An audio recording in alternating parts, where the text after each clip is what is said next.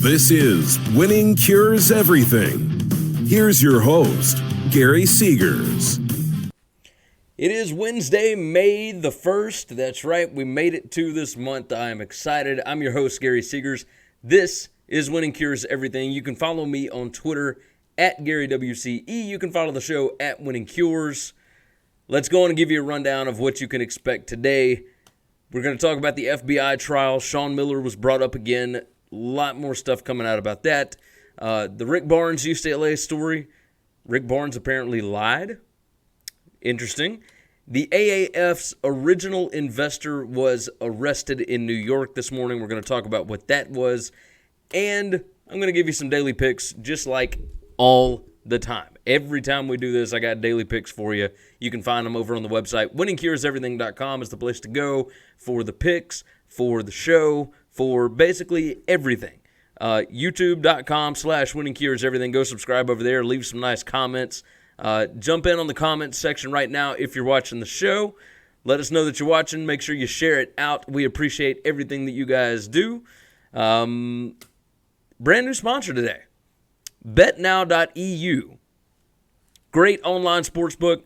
Fantastic place to go check out and make your bets. BetNow.eu. Promo code WINNING50. You get a 50% deposit bonus. So go check it out for yourself. I like it. I enjoy it. We just started up with them. They are fantastic. So go check it out. BetNow.eu. That is the place to go. Promo code WINNING50. You'll see it down there, right down at the bottom. Let's jump into topic number one. We're going to roll through these very quickly. The FBI trial. Arizona's Sean Miller was brought up again today. Book Richardson was caught on a wiretap with Christian Dawkins. Let's see. Amid the 7 wiretaps played in court during the college basketball bribery trial, there were multiple inferences of Miller himself personally paying Ayton. They said that he is paying or was paying $10,000 a month for Deandre Ayton. Now, you have to wonder, how long did this go on? DeAndre Ayton was the number one player in the class. If you could get him for $100,000, that is an absolute steal, considering that Will Wade was also on, he himself was not on these wiretaps, but it was rumored or said that he was paying Naz Reid, who was number 18 in the 2018 class. They were paying him $300,000. You're saying you can get Ayton for $100,000? I mean, he wasn't on campus, but 7 months, if that. I don't even think it was that long. So that's a discount if you're asking me. Truth be told, all of this stuff, yeah, he was paying Raleigh Hawkins too. Sean Miller, I don't know how you possibly survive this. And I can't imagine, I don't know how he has survived to this point, but stuff like this coming out from an assistant coach, Arizona has to cut ties. I mean, I would imagine. There is no proof of any of this happening. So that plays heavily into Sean Miller's favor. But, man, to have your own assistant coach come out and say that you were paying DeAndre Ayton and Raleigh Hawkins, and let's see, Javon Quinterly was requesting $20,000 to $25,000 from Arizona. He backed out when Dawkins got arrested and committed to Villanova.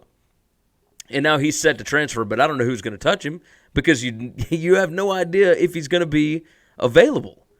So all of this stuff that's coming out in Lower Manhattan right now, if you go back and watch yesterday's show, I tried to explain the FBI trial in as simple terms as humanly possible on what's coming out. It feels like these college basketball coaches are on trial, but that's not what it is. This is Christian Dawkins, who was an upstart sports agent, and Merle Code, who joined him but was an Adidas consultant, etc. These guys are facing bribery charges. So this whole thing, everything that's come out of this, they saw a video of these assistant coaches actually taking money, which you would think to an everyday guy would be shocking and surprising. I don't feel that way. I think everybody has always known that college basketball is completely dirty. And maybe that's just me, but we all knew exactly what this was from the get-go. And the fact that these guys are on trial for this is ridiculous. They are not the only ones doing it. They were not the only ones playing loose with the rules. There are hundreds of college basketball programs that have to do things like this every day to be able to get players to compete, to keep their jobs.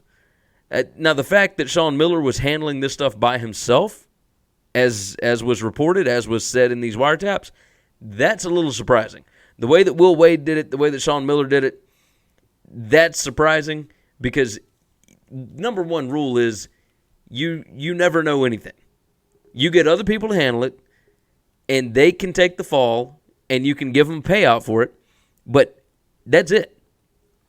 Do not ever get yourself involved with it. John Calipari is the king of this, right? Gary Parrish told a really good story on his radio show where they were talking about one of the, it's not Lausanne, it's whatever the prep school is that he used to send all of his players to. Whenever somebody would ask him about anything else, he would sit and talk your ear off for 15 minutes. You bring up that prep school, oh, I don't know anything about it. You're going to have to talk to DK, who was Derek Kellogg, one of his assistants at the time. It's smart business. You don't know anything about anything. Always play that role. And Will Wade and Sean Miller did it a different way. And it looks like it's going to bite them. I don't know how they survived this. The NCAA has to have teeth at some point.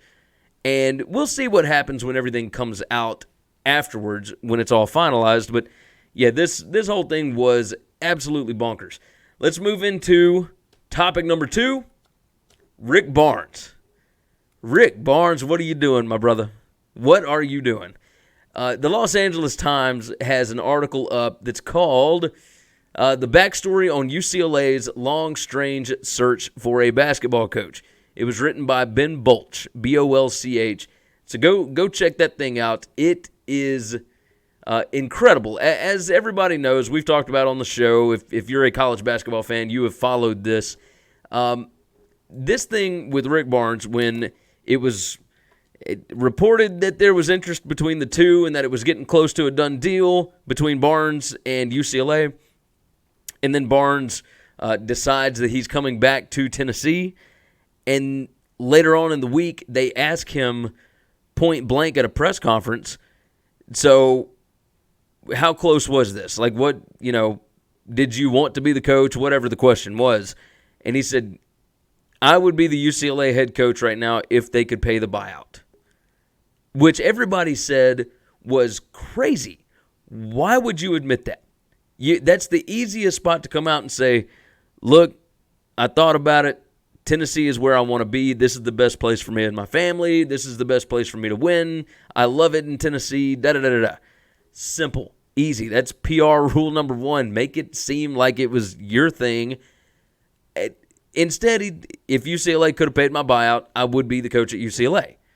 Well, that seems pretty cut and dry. It seems pretty easy, and it's not that shocking considering it was reported that UCLA would not pay Jamie Dixon's huge buyout at TCU since he was the coach that was selected before Rick Barnes. But this was insane. They said, according to 2 people that were close to the search, after a series of back-and-forth discussions, Barnes agreed to take the job for just short of $6 million per season, with the Bruins footing his $5 million buyout, according to 2 people familiar with the talks. But Barnes subsequently had a representative contact UCLA asking for more money.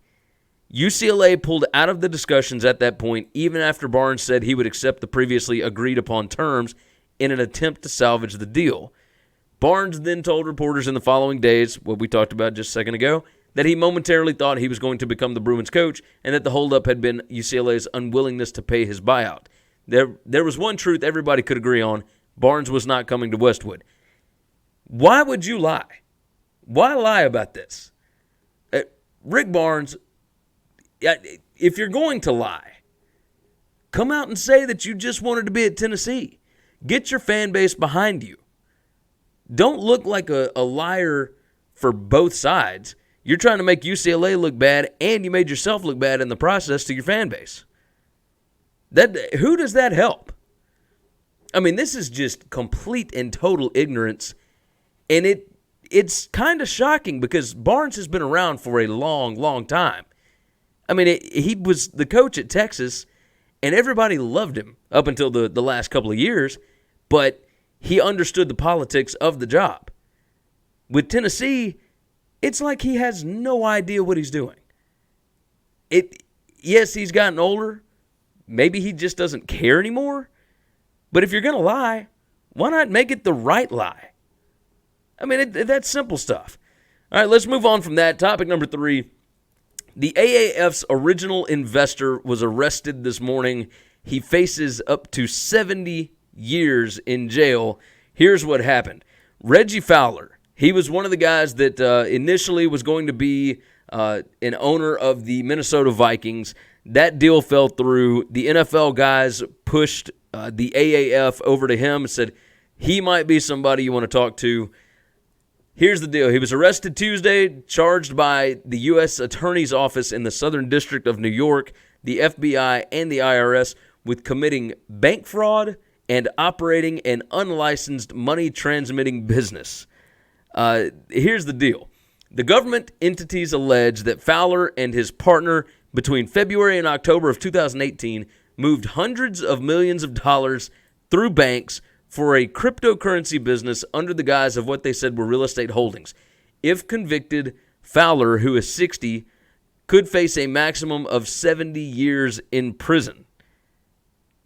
This guy is the reason why Tom Dundon had to come in and save the AAF, even though he only saved it for a little while. Crazy. This story is insane, and it kind of lets you know exactly what the AAF was dealing with from the very get-go. They tried to move too quickly, and they got sucked in with a guy that they didn't properly vet. And, I mean, you see what happens. So this story is still ongoing. I'm sure we'll talk more about it. But Fowler facing some serious problems, arrested for bank fraud and operating an unlicensed money transmitting business. All right, let's jump into the picks right quick. I'm going to give them out fast. I got 5 of them for you this evening. 4 baseball, 1 basketball.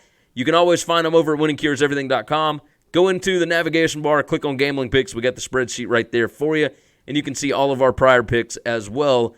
Indians, Marlins, I'm going under 6.5 tonight. Astros, money line against the Twins. Braves, -1 run against the Padres. I think they'll win by more than that this evening. Giants, Dodgers, no score in the first inning. And Nuggets, -2. I bought 2 points there. But the Nuggets, -2 at home against the Blazers this evening. Best of luck to you. Go check out the picks over at winningcureseverything.com. Go up to the gambling picks section. You'll see it right there. We appreciate your support. We appreciate you checking out the show. Share it out with your friends, and we'll talk to you again tomorrow. Thanks for checking out Winning Cures Everything. If you want to keep up with us, hit subscribe on YouTube or your favorite podcast app. Visit the website at winningcureseverything.com, or you can like us on Facebook or follow us at Winning Cures, at Gary WCE, or at Chris B. Giannini on Twitter. Share out the show, leave a nice review, and make sure to comment and tweet at us.